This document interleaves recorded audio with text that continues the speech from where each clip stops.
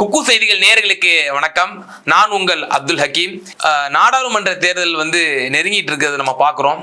அதில் நம்ம குக்கு செய்திகள் சார்பாக இன்றைய தினம் நாம் 2 நாடாளுமன்ற தொகுதிகள் பற்றியான விவரங்களை நம்ம பார்க்க இருக்கிறோம். ஒன்று கன்னியாகுமரி தொகுதி, மேலும் சிதம்பரம் தனி தொகுதி. முதல்ல நம்ம கன்னியாகுமரி தொகுதியை பற்றி சற்று ஒரு அரசை பார்க்கலாம்.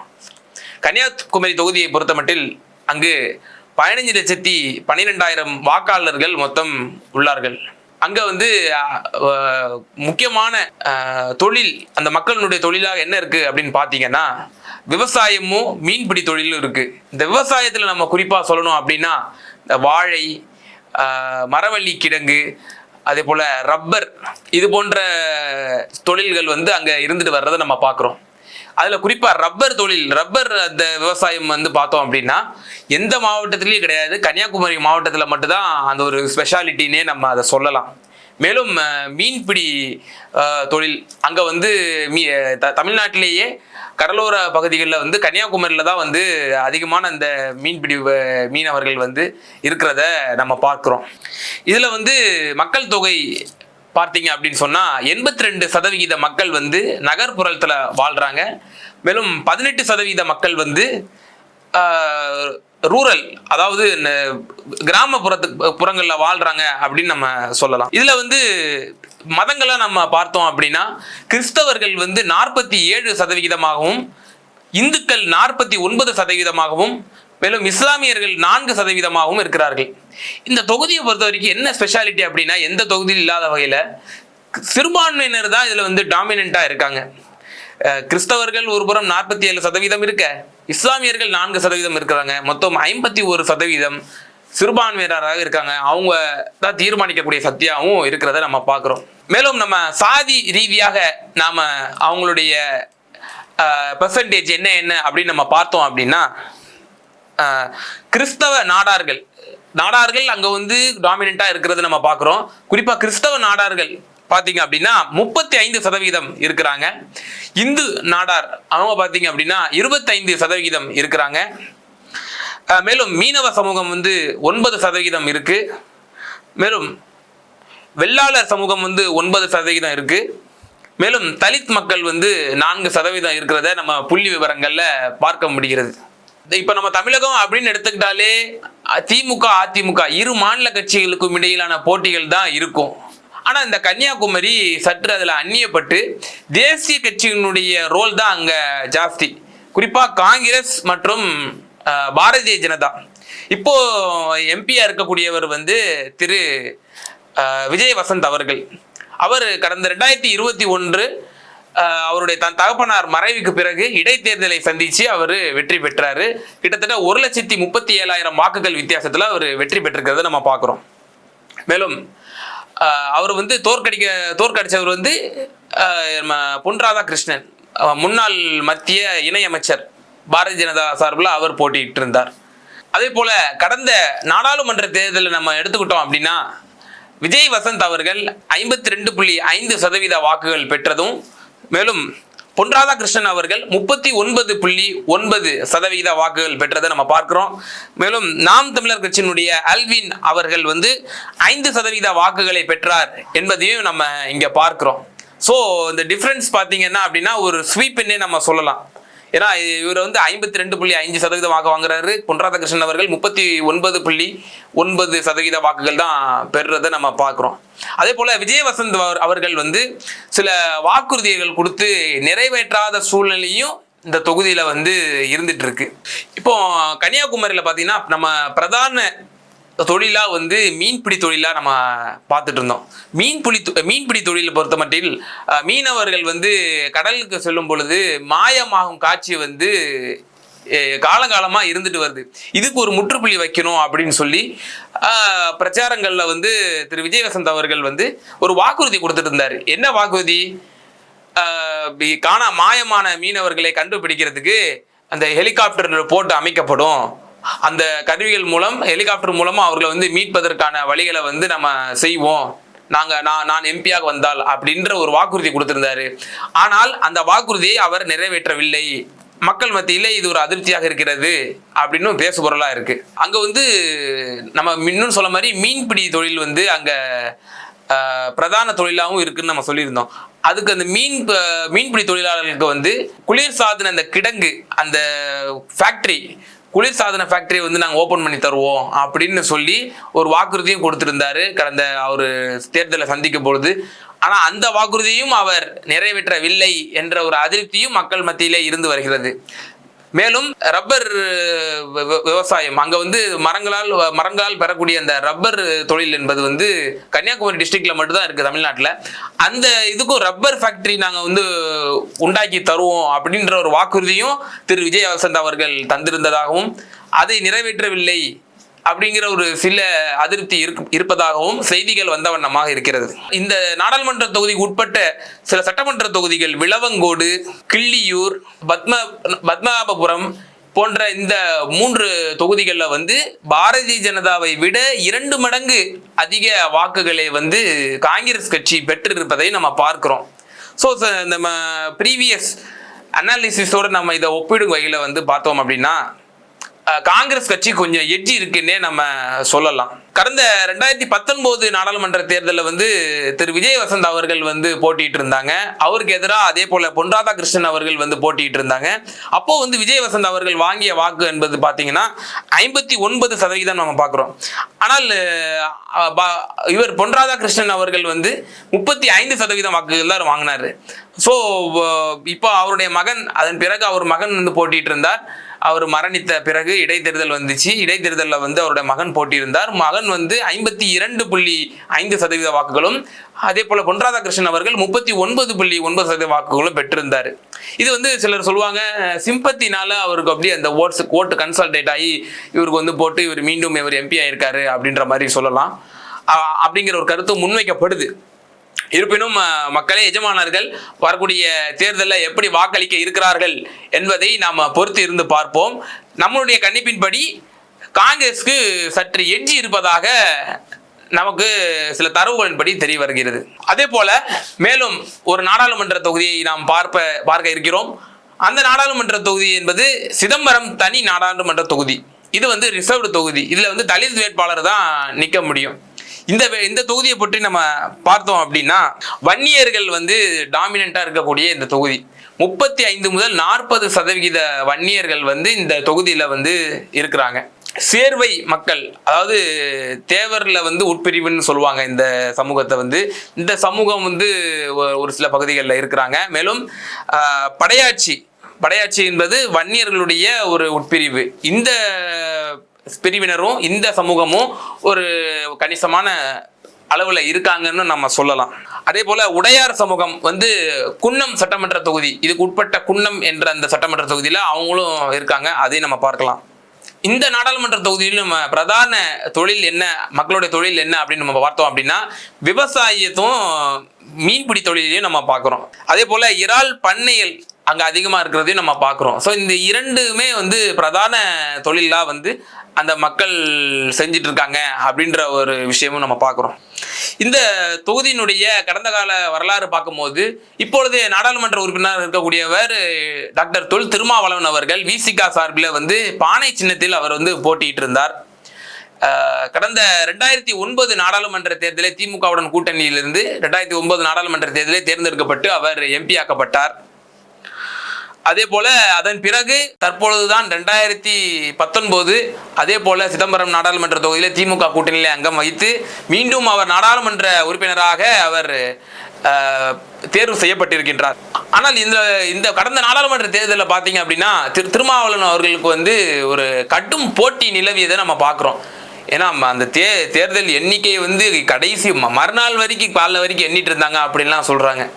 ஏன்னா வெறும் 3000 கிட்டத்தட்ட ஒரு 3000 வாக்குகள் வித்தியாசத்தை தான் வந்து அவர் வெற்றி பெற்றார் அப்படின்றது தான் உண்மை. அவருக்கு எதிராக போட்டியிட்டவர் வந்து சந்திரசேகர், அதிமுகவை சேர்ந்த சந்திரசேகர். அவர் வந்து 43.2% வாக்குகளை பெறுகிறார்.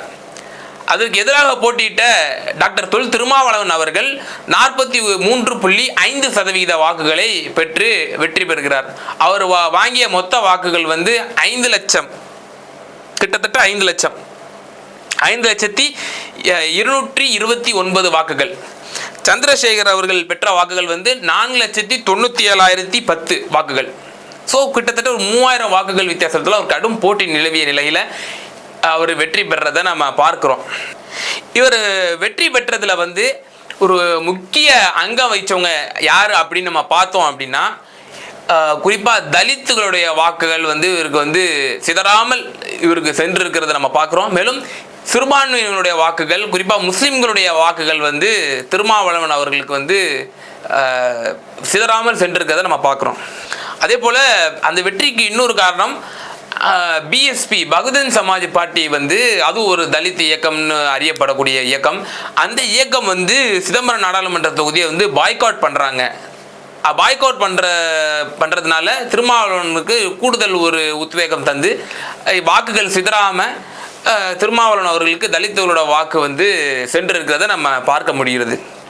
மேலும் திருமாவளவன் அவர்கள் சில கோரிக்கைகள்லாம் வந்து நிறைவேற்றி கொடுத்துருக்காரு. சில அவர் என்னென்னலாம் வந்து மக்களுக்கு வந்து வாக்கு கொடுத்துருந்தாரோ அந்த இதெல்லாம் வந்து அவர் நிறைவேற்றியிருக்காரு. அதில் சில விஷயங்கள் நம்ம பார்க்கலாம்.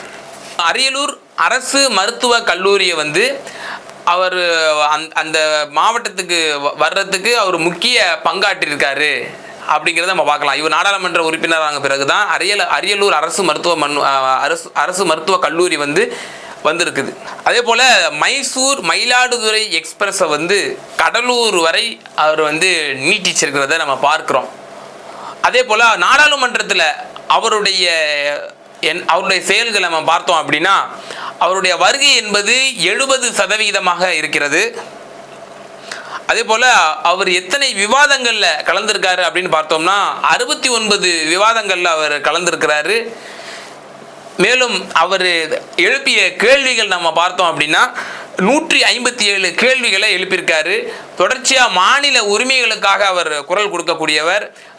எல்லா விவகாரம், குறிப்பாக வந்து காவிரி விவகாரமாக இருக்கட்டும், நீட் விவகாரமாக இருக்கட்டும், பல விவகாரங்கள் எந்தெந்தெல்லாம் மாநில சுயாட்சிக்கு பங்கம் விளைவிக்கப்படுகிறதோ அப்போதெல்லாம் திருமாவளவன் அவர்கள் நாடாளுமன்றத்திலே குரல் கொடுத்திருக்கின்றார் அப்படிங்கிறத நம்ம ட்ராக் ரெக்கார்டாக நம்ம பார்த்துட்டு வர்றோம். மேலும் இந்த சிதம்பரம் நாடாளுமன்ற தொகுதியில் வரக்கூடிய நாடாளுமன்ற தேர்தலில் அஇஅதிமுக சார்பில் வந்து திரு சந்திரஹாசன் அவர்கள் போட்டியிட இருக்கிறாரு.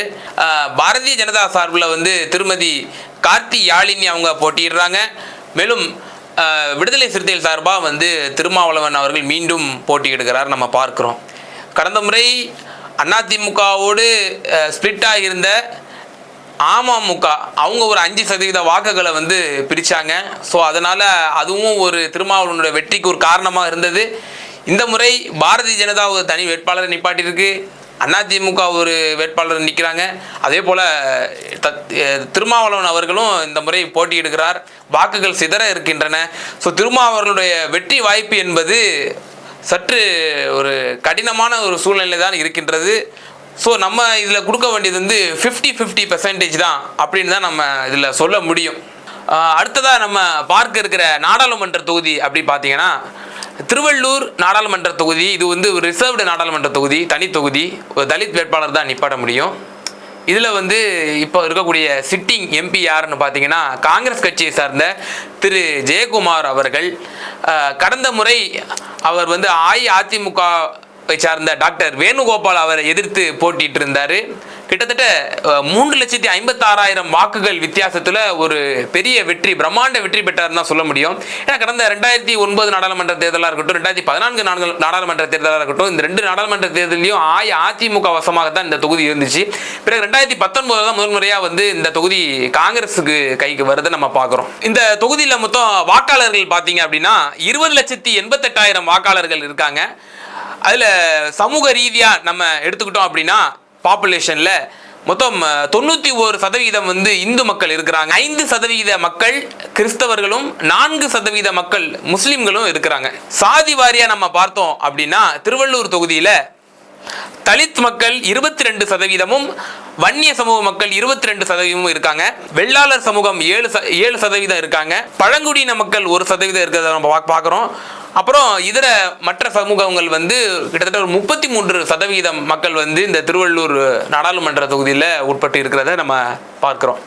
இந்த தொகுதி உட்பட்ட இந்த மக்களுடைய தொழில் வாழ்வாதாரம் எதை நோக்கி இருக்கு அப்படின்னு பார்த்தோம்னா விவசாயம் மற்றும் மீன்பிடி தொழில், அதே போல தொழிற்சாலைகள் அங்கே நிறைந்து இருக்கிறத நம்ம பார்க்கிறோம். இங்கே இதில் இருக்கக்கூடிய நாடாளுமன்றத்தினுடைய இந்த எம்பி டாக்டர் திரு ஜெயக்குமார் அவர்கள் வந்து கடந்த நாடாளுமன்ற தேர்தலில் 7,69,292 வாக்குகள் பெற்று 55% வாக்குகள் பெற்று அவர் ஒரு பெரிய வெற்றி பெறுறாரு அப்படின்னு நம்ம சொல்லலாம். இவர் நாடாளுமன்றத்தில் இவருடைய செயல்பாட்டை நம்ம எடுத்துக்கிட்டோம் அப்படின்னா அட்டெண்டன்ஸு இவருடைய நாடாளுமன்றத்தினுடைய வருகை பதிவு வந்து 87% இருக்கிறது.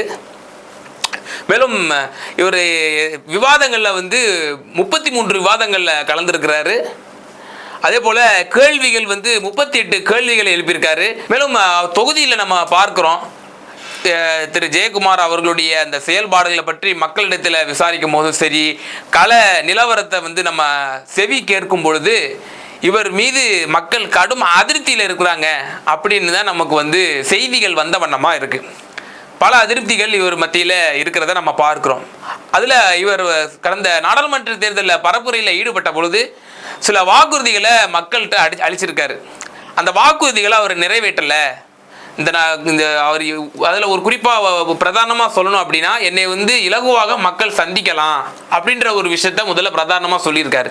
ஆனால் இவரை வந்து சந்திக்கவே முடியலை, இவரிடத்தை எங்கள் பிரச்சனையை கொண்டு போய் சேர்க்க முடியல அப்படிங்கிற ஒரு விஷயத்த மக்கள் சொல்கிறாங்க அப்படிங்கிறத நம்ம பார்க்க முடிகிறது. மேலும் பிரதான பிரச்சனையாக அந்த திருவள்ளூரில் என்ன இருக்குது அப்படின்னு பார்த்தீங்கன்னா போக்குவரத்து. அங்கே வந்து பேருந்துகள் வந்து சரியான வசதிகள் இல்லை. எங்கள் திருவள்ளூர்லேருந்து வேற ஒரு மாவட்டங்களுடைய தலைநகருக்கோ இல்லை மற்ற மாவட்டங்களுக்கோ செல்வதற்கு பேருந்து வசதிகள் இல்லை. அந்த வசதிகள் வந்து அவர் சரிவர எங்களுக்கு செய்யலை அப்படிங்கிற ஒரு பிரதான குற்றச்சாட்டை வந்து அந்த மக்கள் முன்வைக்கிறத நம்ம பார்க்க முடிகிறது. அதே போல் அந்த தொகுதிக்கு உட்பட்ட கும்மிடிப்பூண்டி பகுதியில் வந்து அம்மா வாட்டர், அந்த அம்மா வாட்டருடைய ஃபேக்டரி இருக்கிறத நம்ம பார்க்குறோம். ஸோ அந்த ஃபேக்டரி இருக்கிறதுனால அங்கே இருக்கக்கூடிய குடியிருப்பு பகுதிகளில் தண்ணீர் பஞ்சம் அவ்வப்போது ஏற்படுத்துகிறது. ஸோ அந்த வாட்டர் இஷ்யூவை வந்து இவர் ரீசால்வ் பண்ணலை. அது ஏற்கனவே அவர் வாக்குறுதியாகவும் கொடுத்ததாகவும் அதே அவர் வந்து சரிவர அவர் அந்த பரப்புரையில் அவர் சொன்னதை அவர் நிறைவேற்றவில்லை அப்படிங்கிற ஒரு பிரச்சனையும் அந்த மக்களிடத்தில் எடுத்து வைக்கப்படுகிறது. அதே அந்த கும்மிடிப்பூண்டி பகுதியில் வந்து மத்திய அரசினுடைய திட்டமான சிப்காட் அங்கே ஒன்று அமைய இருக்கிறது. அந்த சிப்காட்டு அந்த மக்கள் வந்து கடும் அதிருப்தியில் இருக்காங்க. அந்த சிப்காட் வரும் பட்சத்தில் பல கெமிக்கல் ஃபேக்டரிஸ் வந்து அந்த இடத்துல வர இருக்கும். அதனால் வந்து சுற்றுச்சூழல் மாசு ஏற்படும். எங்களுக்கு வந்து அந்த கெமிக்கல் ஃபேக்டரிஸ்லாம் வேண்டான்னு சொல்லி மக்கள் வந்து கடும் கொந்தளிப்பில் இருப்பதாகவும் இவர் அதற்கு செவி சாய்க்கலை அப்படிங்கிற ஒரு குற்றச்சாட்டை வந்து மக்கள் முன்வைக்கிறாங்க தொடர்ந்து. அதே போல் இந்த திருவள்ளூர் தொகுதியை நம்ம எடுத்துக்கிட்டோம் அப்படின்னா இதில் இந்த மாவட்டத்தினுடைய தலைநகர், இந்த தலைநகரில் வந்து எந்த ஒரு அரசினுடைய கலை மற்றும் அறிவியல் கல்லூரி இல்லை அப்படிங்கிற ஒரு குற்றச்சாட்டும் வச்சுருக்காங்க. இது வந்து ஒரு அடிப்படை தேவையாக அந்த மக்கள் மத்தியில் வந்து பேசு பொருளாக இருக்குது, அடிப்படை தேவையாக இருக்குது அவங்களுக்கு. ஸோ இதெல்லாம் வந்து ஒரு பிரதான கோரிக்கைகளாக வந்து அந்த எம்பியிடம் வைக்கிறாங்க. ஆனால் இந்த தேவைகள் எல்லாம் அவர் பூர்த்தி செய்யவில்லை என்பது தான் கடும் அதிருப்தியில் இருப்பதாகவும், இப்போவும் கூட அவருக்கு வந்து எந்த ஒரு முடிவும் செய்யப்படலை. இந்த தொகுதி யாருக்கு வழங்கப்படும் உறுதியாக சொல்லப்படலை. மேலும் இந்த தொகுதி வந்து வேற ஒரு காங்கிரஸ் காரியகர்த்தாவுக்கு வழங்கப்படலாம் என்ற ஒரு பேச்சும் ஓடிக்கொண்டிருக்கிறது. குறிப்பாக பெயர் சொல்ல வேண்டும் என்று சொன்னால் கடந்த 2023 இந்த சென்ற ஆண்டு கர்நாடகாவுக்கு ஸ்ட்ராட்டஜி வேலை செய்த திரு சசிகாந்த் செந்தில் IAS அவர்களுக்கு வழங்கப்படலாம், அவர் கொடுத்தார் நல்ல பணி அப்படின்ற ஒரு தகவலும் வெளிவந்த வண்ணமாக இருக்கிறது. இன்னும் ஊர்ஜிதப்படுத்தப்படவில்லை இந்த தகவல். அதே போல இந்த முறை மீண்டும் ஜெயக்குமார் அவர்களுக்கு வழங்கப்பட்டால் தோல்விதான் அடைவார், மக்கள் மத்தியில் அதிருப்தி இருக்கின்றது என்கிற ஒரு செய்தியும் நம்ம பார்க்க இருக்கிறோம். இந்த முறை மீண்டும் ஜெயக்குமார் அவர்களுக்கு இந்த தொகுதியை நாம் வழங்கினால் கண்டிப்பாக காங்கிரஸ் வேட்பாளர் தோல்வி அடைவார், ஜெயக்குமார் அவர்கள் தோல்வி அடைவார் அதனால தான் அதுக்கு ஆல்டர்னேட்டிவாக வந்து சசிகாந்த் அவர்களையோ இல்லை வேற ஒரு காரியகர்த்தாவையோ நிறுத்துறதுக்கு அவங்க வந்து காங்கிரஸ் கட்சி முனைப்பு காட்டுறதை நம்ம பார்க்குறோம். இப்போ வரக்கூடிய நாடாளுமன்ற தேர்தல் 2024 நாடாளுமன்ற தேர்தல் நம்ம பார்த்தோம் அப்படின்னா காங்கிரஸ் இன்னும் வேட்பாளர் அறிவிக்கவில்லை. இன்றோ அல்லது நாளையோ நம்ம எதிர்பார்க்கலாம் அவங்களுடைய அறிவிப்பு வரும் என்று சொல்லி பாரதிய ஜனதா சார்பில் பொன் பாலகணபதி அவர்கள் போட்டியிடுகின்றார். அதே போல அஇஅதிமுக கூட்டணியை சேர்ந்த தேமுதிகவுக்கு இந்த தொகுதி ஒதுக்கப்பட்டிருக்கு. இந்த தேமுதிகவுடைய வேட்பாளர் யார் பார்த்தீங்க அப்படின்னா நல்ல தம்பி அவர்கள் போட்டியிடுகிறார். அதே போல நாம் தமிழர் கட்சியினுடைய வேட்பாளராக திரு ஜெகதீஷ் ஸ்ரீதர் அவர்கள் இதில் களமிறக்கப்படுகிறார். இந்த தொகுதியை பொறுத்தமட்டில் நாம் சொல்லக்கூடிய இந்த அனாலிசிஸ் என்ன அப்படின்னு பார்த்தோம் அப்படின்னா சட்டமன்ற தொகுதிகளாக நம்ம பார்க்கும் பொழுது திமுக கூட்டணிக்கே இந்த 6 தொகுதிகளும் சென்றிருக்கிறது. ஒரு தொகுதி காங்கிரஸ், மீதி 5 தொகுதி திமுகவுக்கு தான் இருக்குது. ஸோ அப்படிங்கிற பட்சத்தில் வேட்பாளர் மாற்றி நிற்க வைக்கிறதுக்கு வேணா ஒரு சான்சஸ் இருக்குன்னு நம்ம பார்க்கலாம்.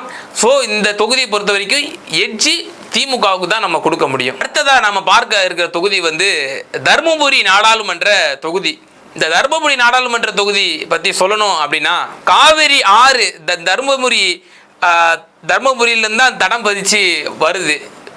டெல்டா மாவட்டங்களுக்கெல்லாம் இந்த காவிரி நீர் வந்து தர்மபுரியில் தடம் வச்சு தான் அந்த நீருங்கிறது செல்றதை நம்ம பார்க்குறோம். இதனுடைய சிட்டிங் எம்பியாக இருக்கிறவர் வந்து திரு செந்தில்குமார் அவர்கள் கடந்த நாடாளுமன்ற தேர்தலில் 46.97% வாக்குகளை பெறுகிறாரு, வெற்றி பெறுறாரு.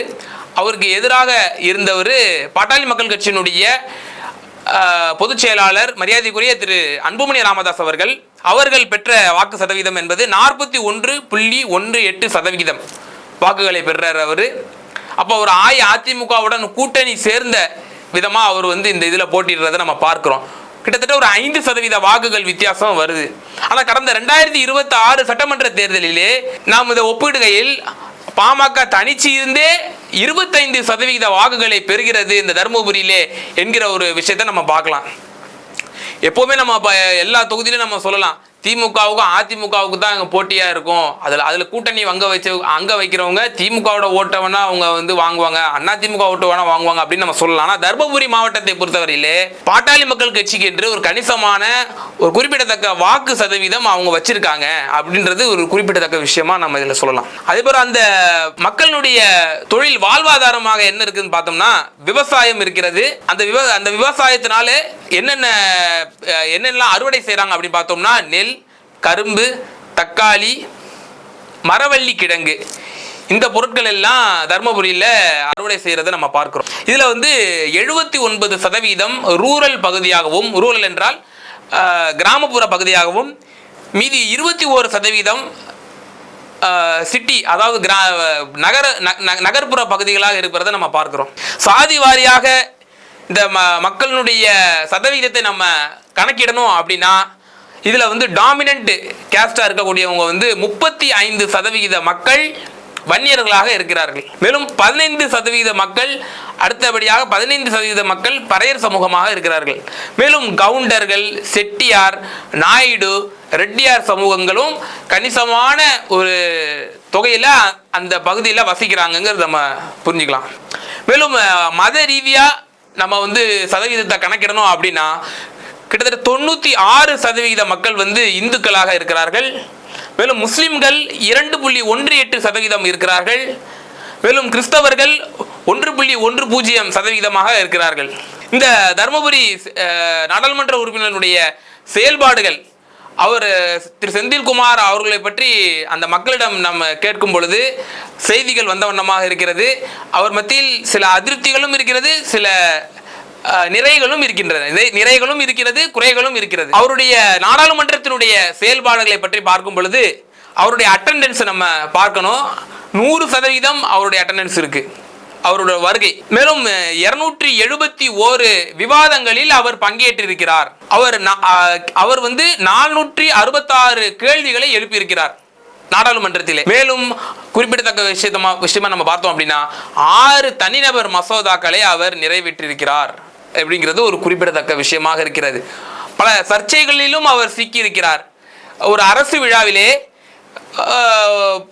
நமக்கு தெரியும் அரசு விழாக்களில் வந்து எப்போவுமே ஒரு பூஜை செய்யப்பட்டு அதன் பிறகு தான் வந்து அமைச்சரோ அந்த துறை சார்ந்த அதிகாரிகளோ வந்து இனாகிரேஷன் பண்ணுறதை நம்ம பார்த்துருக்கோம்.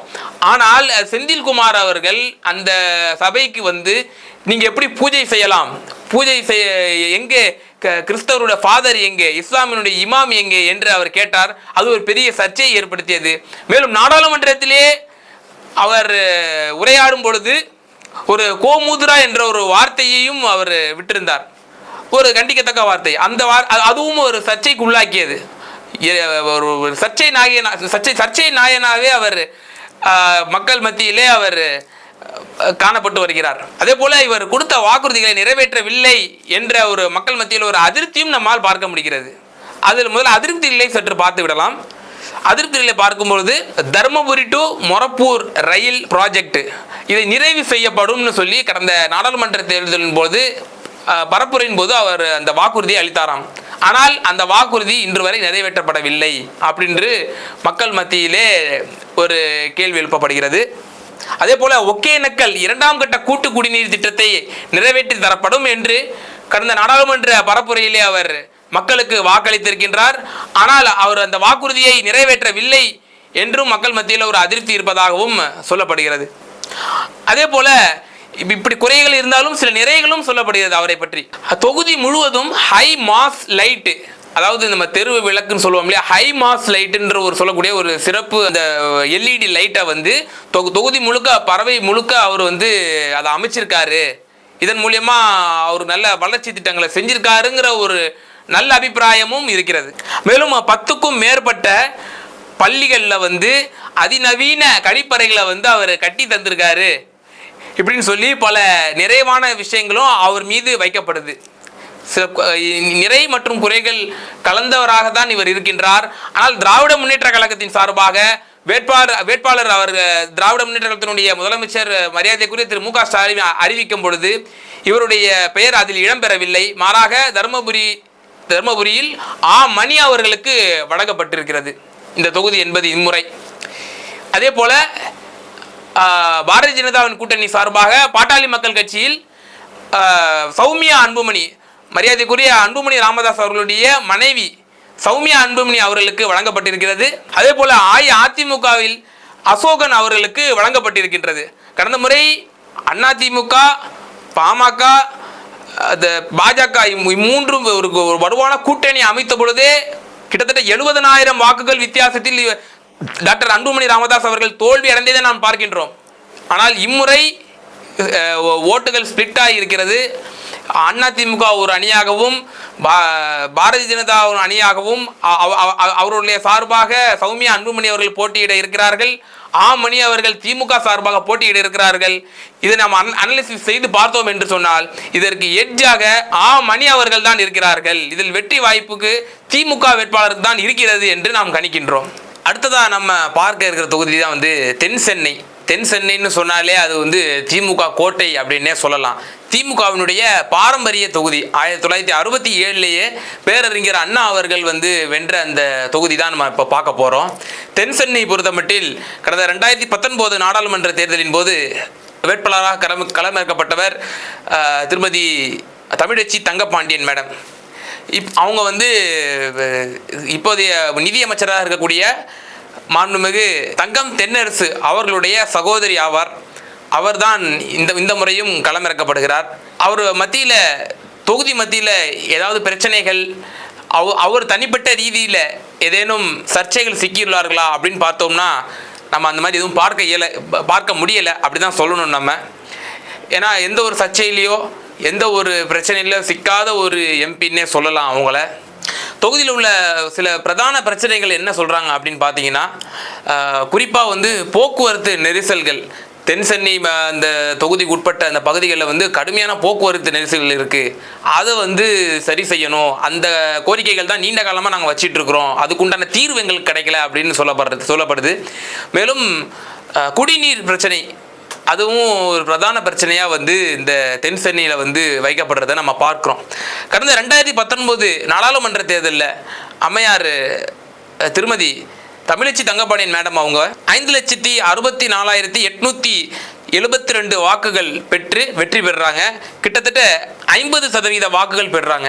அவங்களுக்கு எதிராக போட்டியிட்ட அதிமுகவை சார்ந்த திரு ஜெயவர்தன் அவர்கள் வெறும் 3,02,649 வாக்குகள் தான் பெறுறாரு. அதுவும் வெறும் 26% மட்டுமே. கிட்டத்தட்ட அவருக்கும் அந்த மார்ஜின் நீங்கள் பார்த்தீங்க அப்படின்னாலே உங்களுக்கு தெரிஞ்சிடும் திமுகவோட கோட்டை இது அப்படின்னு சொல்லி. கிட்டத்தட்ட ஒரு 23% மார்ஜின் வருது அவருக்கும் ஜெயவர்தன் அவர்களுக்கும் திருமதி தமிழிச்சி தங்கப்பாண்டியன் அவர்களுக்கும். மேலும் 2014 நாடாளுமன்ற தேர்தல் நம்ம எடுத்துக்கிட்டோம் அப்படின்னா அப்போது வந்து திமுகவுக்கு எதிரான ஒரு அலை வந்துச்சு நம்ம பார்க்குறோம். மறைந்த முன்னாள் அம்மையார் ஜெயலலிதா அம்மையார் வந்து 37 நாடாளுமன்ற தொகுதியிலும் வெற்றி பெற்றாங்க. அப்போவும் இதே வேட்பாளர் திரு டாக்டர் ஜெயவர்தன் அவர் தான் வந்து களமிறக்கப்பட்டிருந்தார். அப்பொழுது அவர் 4,38,404 வாக்குகள் பெற்று வெற்றி பெற்றார். கிட்டத்தட்ட 1,37,000 வாக்குகள் வித்தியாசத்தில் திமுக வேட்பாளரான TKS இளங்கோவன் அவர்களை தோற்கடித்தார். தற்போது மீண்டும் அவருக்கு வாய்ப்பு வழங்கப்பட்டுள்ளது என்பது குறிப்பிடத்தக்கது. இந்த தொகுதியில் வந்து நம்ம டாமினன்ட் கேஸ்ட் எந்தெந்த சாதிகள் வந்து அதிகமாக இருக்குது அப்படின்னு நம்ம பார்த்தோம் அப்படின்னா வன்னியர்கள், பறையர்கள், முதலியார்கள் போன்ற சாதிகள்லாம் வந்து கணிசமான தொகையில் இருக்காங்க. மேலும் பிராமணர்களும் இருக்காங்க, நாயுடு மக்களும் இருக்காங்க, கிறிஸ்தவ இஸ்லாமியர்களும் ஒரு கணிசமான இதில் இருக்காங்க. ப்ரையாரிட்டி வைஸ் நம்ம பார்த்தோம் அப்படின்னா வன்னியர்கள், பறையர்கள் சமூகம் வந்து நம்ம டாமினண்ட்டாக இருக்கிறத நம்ம பார்க்குறோம். இப்போ வர இருக்கக்கூடிய 2024 நாடாளுமன்ற தேர்தலில் போட்டியிடும் வேட்பாளர்கள் அப்படின்னு பார்த்தோம் அப்படின்னா அதிமுக சார்பில் மீண்டும் ஜெயவர்தன் அவர்களுக்கு வழங்கப்பட்டிருக்கு வாய்ப்பு. மேலும் பாரதிய ஜனதா சார்பில் தெலுங்கானா ஆளுநராக இருந்த, புதுச்சேரியினுடைய துணைநிலை ஆளுநராக இருந்த திருமதி தமிழிசை சவுந்தரராஜன் அவர்களுக்கு வழங்கப்பட்டு இருக்கிறது. கடந்த முறையில் நம்ம பார்க்குறோம் இலா கணேசன் அவர்களுக்கெல்லாம் வழங்கப்பட்டிருந்துச்சு. பாரதிய ஜனதா வந்து இந்த குறிப்பாக இந்த தொகுதியை வந்து ஒரு கண் வச்சு பார்க்குறாங்க. ஏன்னா ஒரு உயர் சாதி வகுப்பினர் வந்து ஒரு கணிசமான இருக்கக்கூடிய தொகுதி. அதனால் அந்த வாக்குகள்லாம் நம்ம பெறலாம், பாரதிய ஜனதாவுக்கு இங்கே ஒரு பேஸ் இருக்குதுன்னு சொல்லி நீண்ட காலமாக அவங்க வந்து இதில் பாரதிய ஜனதா வேட்பாளர்களை போட்டு வராங்க. அந்த தொடர்ச்சியாக வந்து இந்த முறையும் பாரதிய ஜனதாவே அந்த கூட்டணி சார்பாக களமிறக்கப்பட்டிருக்காங்க. அதுவும் குறிப்பாக தமிழிசை மேடம் வந்து இந்த முறை நிற்கிறாங்க. மேலும் திராவிட முன்னேற்ற கழகத்தின் சார்பாக நம்ம ஏற்கனவே சொன்னது போல மீண்டும் தமிழிச்சி தங்கப்பாண்டியன் மேடம் அவர்களுக்கே வழங்கப்பட்டிருக்கு. மேலும் நாம் தமிழர் கட்சி சார்பாக தமிழ்ச்செல்வி அவர்கள் வந்து களமிறக்கப்பட்டிருக்காங்க.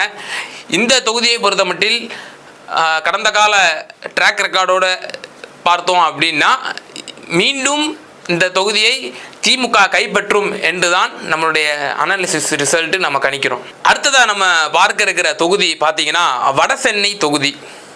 இந்த வட சென்னை தொகுதி குறிப்பாக சென்னை மாநகரம் என்றாலே அது காலங்காலமாக வந்து திமுக கோட்டை அப்படின்னு தான் சொல்லுவாங்க. இந்த வட சென்னை உட்பட்ட சட்டமன்ற தொகுதிகள் அப்படின்னு பார்த்தோம்னா திருவொற்றியூர், RK நகர், பெரம்பூர், கொளத்தூர், திருவிக நகர், ராயபுரம், இந்த கிட்டத்தட்ட அந்த 6 தொகுதிகளுமே திமுக தன்வசம் வைத்துள்ளது. ஸோ இதிலேருந்தே நீங்கள் தெரிஞ்சுக்கலாம் திராவிட முன்னேற்ற கழகத்தினுடைய அந்த டாமினன்ட் லெவல் எந்த அளவுக்கு இருக்குது அப்படின்னு சொல்லி. கடந்த 2019 பார்த்தோம் அப்படின்னா இந்த தொகுதியானது ஆற்காடு வீராசாமி, திமுகவோட மூத்த நிர்வாகி ஆற்காடு வீராசாமி அவர்களுடைய மகன் கலாநிதி வீராசாமி அவர்களுக்கு முதன்முறையாக வழங்கப்பட்டது இந்த தொகுதி. அவர் கிட்டத்தட்ட 3.5 லட்சத்திற்கும் மேற்பட்ட வாக்குகள் வித்தியாசத்திலே வெற்றி பெறுகிறார். தேமுதிகவினுடைய மோகன்ராஜ் அவர்களிடமிருந்து கிட்டத்தட்ட 3.5 லட்சம் வாக்குகள் வித்தியாசத்திலே அவர் வெற்றி பெறுகிறார். அஇஅதிமுக கூட்டணி சார்பாக மோகன்ராஜ் தேமுதிக சார்பிலே போட்டியிடுகிறார். வேறு மக்கள் நீதி மையமும் கிட்டத்தட்ட 1,03,000 வாக்குகள் பெறுகின்றன கடந்த நாடாளுமன்ற தேர்தலிலே. மேலும் நாம் தமிழர் கட்சியை சார்ந்த காளியம்மாள் அவர்கள் 60,000 வாக்குகளை பெறுகிறார். இந்த விவரம் 2019 நாடாளுமன்றத்திலே இருந்த விவரம். இப்பொழுது நம்ம 2014 நாடாளுமன்றத்தினுடைய விவரம் பார்த்தோம் அப்படின்னா அதிமுக சார்பில் DG வெங்கடேஷ் அவர்கள் களமிறக்கப்படுறாரு. மேலும் திமுக சார்பில் கிரிராஜன் அவர்கள் களமிறக்கப்படுறாரு. கிட்டத்தட்ட திமுக வேட்பாளர் சரியாக 1 லட்சம் வாக்கு வித்தியாசத்தில் தோற்கடிக்கப்படுறாரு. 2014 நாடாளுமன்ற தேர்தல் இவ்வாறாக இருக்கிறது. ஏன்னா 2014 2G இது மாதிரியான ஒரு கோர் இஷ்யூனால திமுக கைவசம் இருந்த பாரம்பரிய தொகுதிகளாகவே இருந்த சென்னை மாநகரமே அவர்கள் கைவிட்டு போனதை நம்ம பார்க்கிறோம். மேலும் இந்த தொகுதிக்குள்ளான பிரச்சனைகள், மக்கள் என்ன பிரச்சனைகள் முன்வைக்கிறாங்க, மேலும் இந்த வேட்பாளரை பற்றி அவங்க மக்களுடைய அபிப்பிராயம் என்ன அப்படின்னு நம்ம பார்த்தோம் அப்படின்னா, தென் சென்னை அதுபோல் மத்திய சென்னை போல் உள்கட்டமைப்பு இல்லை, ஒரு இன்ஃப்ராஸ்ட்ரக்சரல் டெவலப்மெண்ட் எங்களுக்கு இல்லை, உள்கட்டமைப்பு இல்லை, சீரான உள்கட்டமைப்பு இல்லைங்கிற ஒரு முக்கிய பிரச்சனையாக பொதுமக்கள் வைக்கிறத நம்ம பார்க்குறோம். அதே போல் அவர் தேர்தல் வாக்குறுதியில் பரப்புரையின் போது ஒரு வாக்குறுதியாக கொடுத்துருக்காரு மக்களுக்கு, தொழிற்சாலையிலிருந்து வெளிப்படக்கூடிய அந்த மாசுகளை நான் கட்டுப்படுத்துவோம் அப்படின்னு வாக்குறுதியெல்லாம் கொடுத்துருக்காரு. ஆனால் அதெல்லாம் சரிவர அவர் நிறைவேற்றவில்லைன்னு சொல்லி ஒரு அதிருப்தி இருப்பதாகவும் சொல்லப்படுகிறது. அதே போல் ராயபுரம் ரயில் நிலையத்தை மும்முனை ரயில் நிலையமாக தரம் உயர்த்துவோம் அப்படின்லாம் சொல்லி வாக்குறுதி கொடுத்துருக்காங்க. ஆனால் அதுவும் நிறைவேற்ற வண்ணமாக இல்லை. அது நம்ம வட சென்னை மக்களுடைய கோரிக்கையாகவும் நம்ம பார்க்குறோம். தொகுதிக்கும் அவர் சரிவர அவர் நம்ம சந்திக்க இயல முடியலை, மக்கள் இலகுவாக அவரை அணுக முடியலங்கிற ஒரு குறையும் அவர் மீது இருக்கிறதா சொல்கிறாங்க. அதே போல் இந்த தொகுதியை பொறுத்த மட்டில் டாமினன்ட் கேஸ்ட் எந்த சாதிகள் அதிகமாக இருக்குது அப்படின்னு நம்ம பார்த்தோம் அப்படின்னா, பறையர் சமூகம் இருக்காங்க, வன்னியர் சமூகம் இருக்காங்க, மீனவர் சமூகம் இருக்காங்க, நாயுடு சமூகம் இருக்காங்க, இஸ்லாமிய சமூகமும் இருக்காங்க. ஸோ இப்போ இதில் தீர்மானிக்கக்கூடிய சக்தியாக பறையர் மற்றும் வன்னியர் சமூகமும் இதில் இருக்காங்கங்கிறது மிகவும் குறிப்பிடத்தக்க ஒரு விஷயம். இப்போ இந்த முறை 2024 நாடாளுமன்ற தேர்தலில் மீண்டும் திரு கலாநிதி வீராசாமி அவர்களுக்கே வழங்கப்பட்டிருக்கின்றது. அதே போல் அஇஅதிமுக சார்பிலே ராயபுரம் மனோ அவர்களுக்கு வழங்கப்பட்டிருக்கிறது. பாரதிய ஜனதா கட்சி சார்பிலே பால் கனகராஜ் அவர்களுக்கு வழங்கப்பட்டிருக்கிறது. இதில் இப்போ நம்ம 2024 நாடாளுமன்ற தேர்தலுக்கான அந்த வேட்பாளர்களை நம்ம சொல்லியிருந்தோம். இதில் நம்மளுடைய அனாலிசிஸ் என்ன சொல்கிறோம் அப்படின்னா, மீண்டும் திமுக இந்த தொகுதியை தக்க வைக்கும், அப்படிதான் இந்த களம் இருக்குது அப்படின்னு நம்ம பார்க்கலாம். கடந்த கால ட்ராக் ரெக்கார்டோடு சேர்த்து நம்ம ஒப்பிடுகையில் மீண்டும் கலாநிதி வீராசாமி அவர்களுக்கே கொடுக்கப்பட்டிருக்கிறது. மீண்டும் அவர் தொகுதியை தக்க வைப்பார் என்றே நாம் கணிக்கின்றோம். அடுத்ததாக நம்ம பார்க்க இருக்கிற தொகுதி பார்த்தீங்கன்னா மத்திய சென்னை. மத்திய சென்னை பொறுத்த வரைக்கும் அதுவும் திமுகவுடைய கோட்டைன்னே சொல்லலாம். 2004 திரு தயாநிதி மாறன் அவர்கள் இந்த தொடர்ச்சி இந்த தொகுதியில் போட்டிட்டு இருக்காரு. இடையில 2014 தேர்தலில் மட்டும்தான் அவர் தோல்வி அடைஞ்சதை பார்க்குறோம். இந்த மத்திய சென்னை தொகுதிக்கு உட்பட்ட சட்டமன்ற தொகுதியில் முதல்ல பார்த்துடலாம். அதில் பார்த்தீங்கன்னா வில்லிவாக்கம் சட்டமன்ற தொகுதி, எழும்பூர், துறைமுகம், சேப்பாக்கம், திருவல்லிக்கேணி, ஆயிரம் விளக்கு, அண்ணா நகர் உள்ளிட்ட இந்த தொகுதிகள்லாம் உள்ளடக்கியது தான் மத்திய சென்னை. இதில் இந்த 6 தொகுதிகளிலுமே திராவிட முன்னேற்ற கழகம் தான் எம்எல்ஏக்களாக இருக்கிறாங்க. அவங்களுடைய கேண்டிடேட்ஸ் தான் எம்எல்ஏக்களாக இருக்காங்க. ஸோ இப்போ இதனுடைய வெற்றி வாய்ப்பு பிரகாசமாக இருக்கிறது திராவிட முன்னேற்ற கழகத்தினுடைய இந்த தயாநிதி மாறன் அவர்களுக்கு. இந்த தொகுதியில் மொத்தம் வாக்காளர்கள் கிட்டத்தட்ட 14 லட்சமாக இருக்கிறது. கடந்த நாடாளுமன்ற தேர்தலிலே ஒரு கணிசமான வாக்குகளை வாங்குகிறார் தயாநிதி மாறன் அவர்கள். 4,48,991 வாக்குகளை வாங்குகிறார். சதவிகிதமாக நம்ம பார்த்தோம் என்றால் 57%. அதை எதிர்த்து அதிமுக பாஜக கூட்டணியில் அங்கம் வகித்த பாமக வேட்பாளரான சாம்பால் அவர்கள் களமிறக்கப்பட்டிருந்தார். அப்பொழுது அவர் 1,47,391 வாக்குகளை பெற்றார். மேலும் மக்கள் நீதி மையத்தின் சார்பாக காமிலா நாசர் அவர்கள் களமிறக்கப்பட்டிருந்தார். அவர் 92,259 வாக்குகளை பெற்றிருந்தார். கிட்டத்தட்ட ஒரு 1 லட்சத்தை நெருங்குற அளவுக்கு அவங்க வாக்கு வாங்கியிருந்தாங்க. நம்ம இதில் பார்க்கலாம். இதில் தயாநிதி மாறன் அவர்கள் 57% வாக்கு வாங்கியிருக்கிறார். மேலும் சாம்பால் அவர்கள் வெறும் 18% தான் வாங்கியிருக்கிறார். இதில் என்னென்ன ஸ்பெஷாலிட்டி, மத்திய சென்னைக்கு போட்டியிட்ட எதிர் வேட்பாளர்கள் அனைவரையும் டெபாசிட் இழக்க செய்த பெருமை திரு தயாநிதி மாறன் அவர்களுக்கே சாரும். இதே கடந்த 2014 நம்ம எடுத்தோம் அப்படின்னா அஇஅதிமுக சார்பாக SR விஜயகுமார் அவர்கள் போட்டியிட்டு இருந்தார். அவர் 42% வாக்குகளை பெற்றிருந்தார். வாக்கு எண்ணிக்கையாக சொல்ல வேண்டும் என்றால் 3,33,296 வாக்குகள் பெற்றிருந்தார். மொத்தம் 42%. அதே போல அதை எதிர்த்து போட்டியிட்டு இருந்த தயாநிதி மாறன் அவர்கள் 18% வாக்குகளை பெற்றிருந்தார்.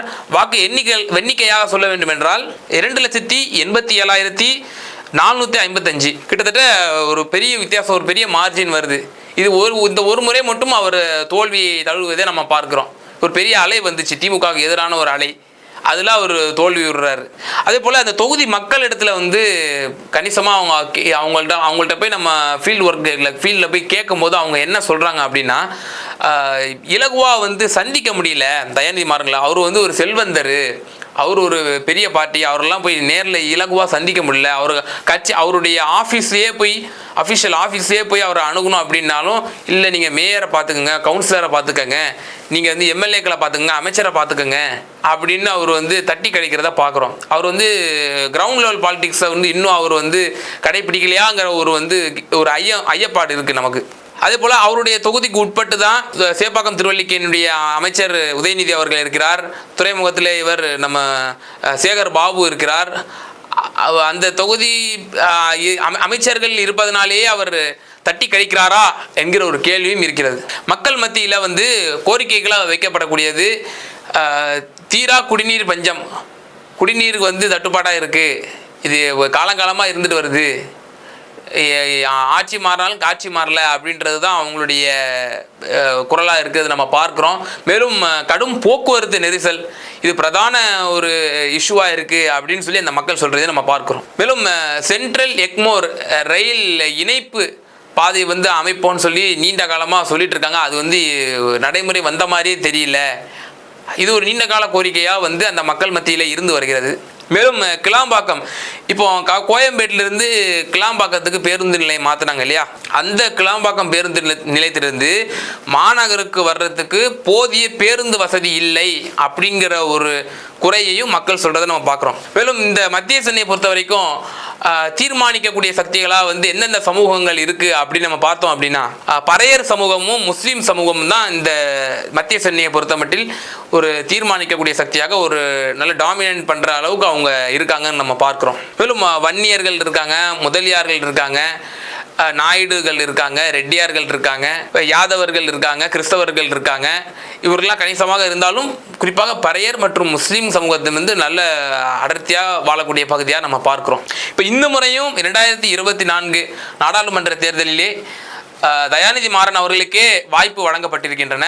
அவரை எதிர்த்து பாரதிய ஜனதாவை சார்ந்த வினோத் அவர்கள் களமிறக்கப்பட்டிருக்கின்றார். அஇஅதிமுக கூட்டணி தேமுதிக சார்பில் பார்த்தசாரதி அவர்கள் களமிறக்கப்பட்டிருக்கின்றார். அதே போல் நாம் தமிழர் கட்சியை சார்ந்த கார்த்திகேயன் அவர்கள் களமிறக்கப்பட்டிருக்கிறதா நம்ம பார்க்குறோம். இதில் நம்ம மத்திய சென்னையை பொறுத்த வரைக்கும் காலங்காலமாக வந்து திமுகவோட கோட்டையாக இருக்கிறத நம்ம பார்க்குறோம். இதுலேருந்து வெற்றி வாய்ப்பு பிரகாசமாக இருக்கிறது வந்து திராவிட முன்னேற்ற கழகத்தினுடைய வேட்பாளரான திரு தயாநிதி மாறன் அவர்களுக்கே. மேலும் பல தொகுதிகளினுடைய அனாலிசிஸ் வந்து நம்ம குக்கு செய்திகள் வாயிலாக தர இருக்கிறோம். ஸோ தொடர்ந்து ஆதரவு தாருங்கள், சப்ஸ்கிரைப் செய்யுங்க. நன்றி, வணக்கம்.